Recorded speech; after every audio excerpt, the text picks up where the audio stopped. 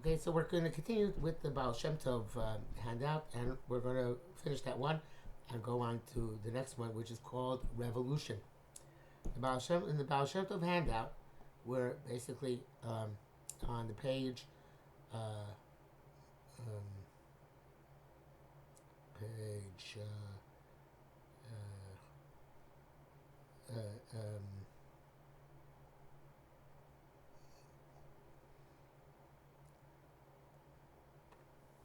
7. And the last thing we did was the growing distaste for the best glorification of ignorance, unconventional claim that godliness that permeates even the most mundane of matters led them to reject his entire doctrine. Now, I want to explain here two concepts, and they sound similar, but they're different. There is a concept called pantheism and panentheism. Pantheism, P-A-N-T-H-E-I-S-M, and panentheism, P-A-N-E-N-T-H-E-I-S-M. They're spelled very similarly. They have similar meanings, but they're very different. The top one is apicorsis. It's heretical. It's not acceptable for Jews. And the bottom one is. What's the difference between the two? Pantheism is the belief that God is in everything. Everything in a rock, in a stick, in anything which you have, in anything which is material, there's God. God is there. God is in the tree. God is in the building. God in the structure. God is in the fish. God is in the deer. Everything, there's God in everything. Panentheism is that there's godliness in everything. That's what it says here, godliness. In other words, there is something holy which comes from HaKadosh Baruch Hu in everything which exists in the world.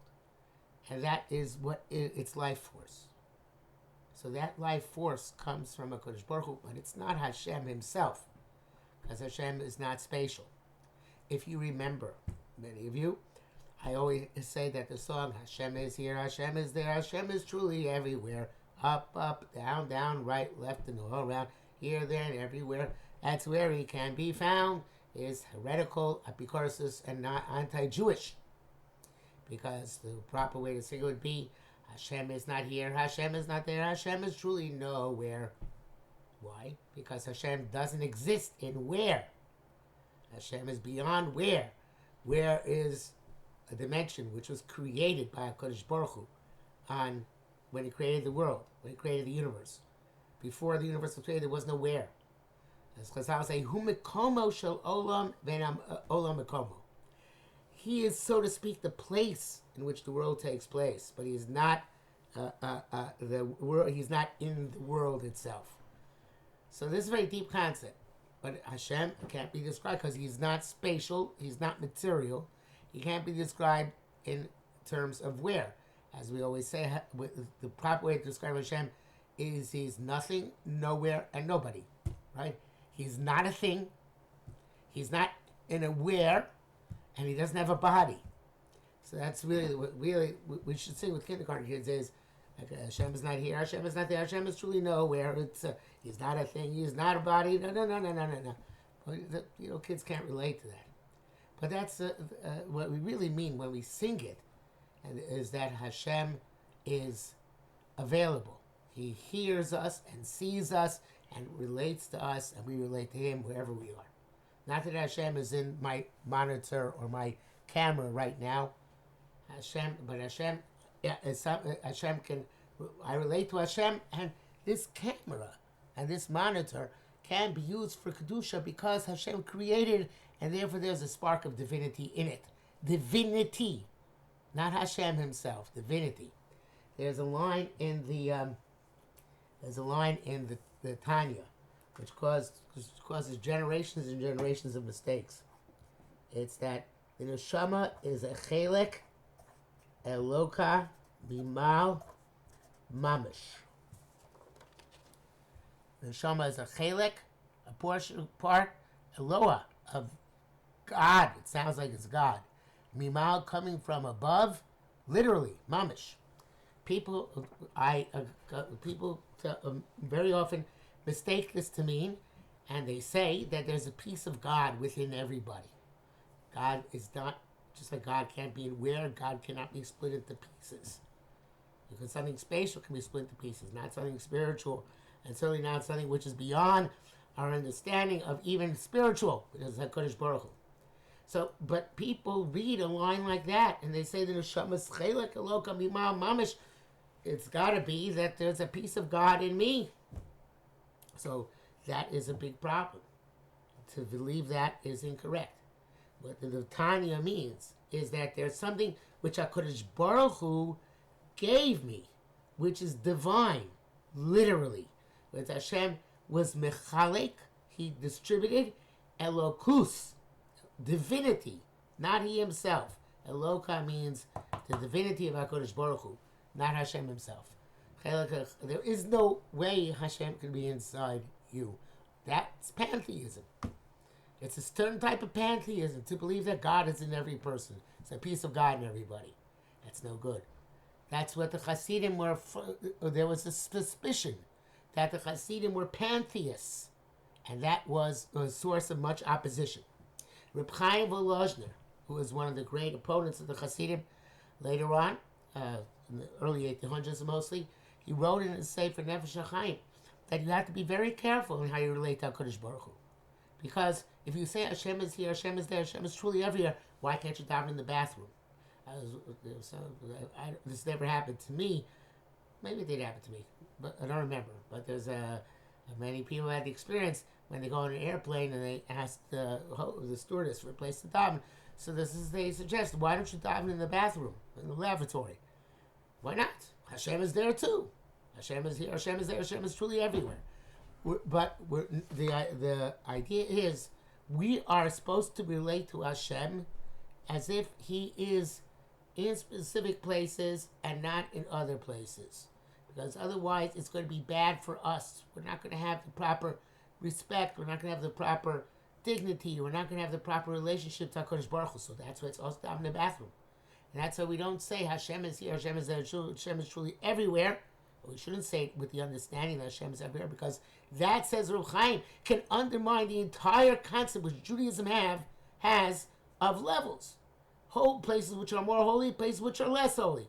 That a Beis HaMikdash is holier than a shul, that a shul is holier than a street, that a street is holier than the bathroom. You need to have an understanding that there are levels of holiness and levels where one connects to Hashem, and where places which are not meant to connect to Hashem. So therefore, there was very, very suspect by the Misnagdim the possibility that Chassidim were pantheists and believed that pieces of Hashem here, there, and everywhere. This is a very, very dangerous thing. The Chassidim were not pantheists, but they were close from them to pantheists, because they're very, very strong on their belief that a panentheism, which is that there is Elokus, not God himself, not Elokim, but Elokus, divinity in everything. In other words, everything can be used to uplift the person and to uplift the world, and for the purpose of bringing more kedusha to the world. Again, can be a very dangerous doctrine, because in theory, then you could say, okay, like Shabtai Tzvi did, let's be matir yisurim to bring more godliness to the world. Chassidim never went that far, Baruch Hashem. So, but that was one of the dangers which the Misnagdim felt Chassidus represented. Again, if they were panentheists, it's okay, because that means there's divinity in everything. Everything comes from HaKadosh Baruch Hu and has a purpose for which can be used for holiness. But if you're pantheist, means you believe that in everything there's God, that's no good. And that was the question, what Chassidim believed. At first it was believed that they're pantheists, because they believed that godliness permeates the most mundane matters, and the fear was that they really meant that God is in most mundane matters. Okay? Again, there's Chaim Volozhner says, Judaism requires for its avodas Hashem the understanding that it's not equal godliness in everything. There's not godliness in chazer, in pig, same as godliness in cow, right? One is more, so to speak, holy than the other. They're levels of everything. I hope that's somewhat clear. It's a deep concept, but it's an important concept to remember. Let's finish this. The debate would go rage on bitterly for several generations. In time, the opponents of Hasidic thought would come to appreciate its truth and holiness. Although not all Talmudists would embrace Chassidism, despite the ideological differences that would continue to stand in the way, a general atmosphere of mutual respect would replace the initial vicious mudslinging. Well, a large reason for that was the next paragraph, where an early example is given of a common enemy, the Frankists. Frankists were the students of Jacob Frank, who was a nut, but he was an influential nut, and he also was Sabbatean, and believed that he was the reincarnation of Shabtai Tzvi, and that he was Mashiach, and he also did a lot of prohibited things, and eventually he created converted Christianity. There are no Frankists again today. Sabbateans there are, but Frankists there are not. In the next section, it talks about the miracles Ba'al Shem Tov was able to perform.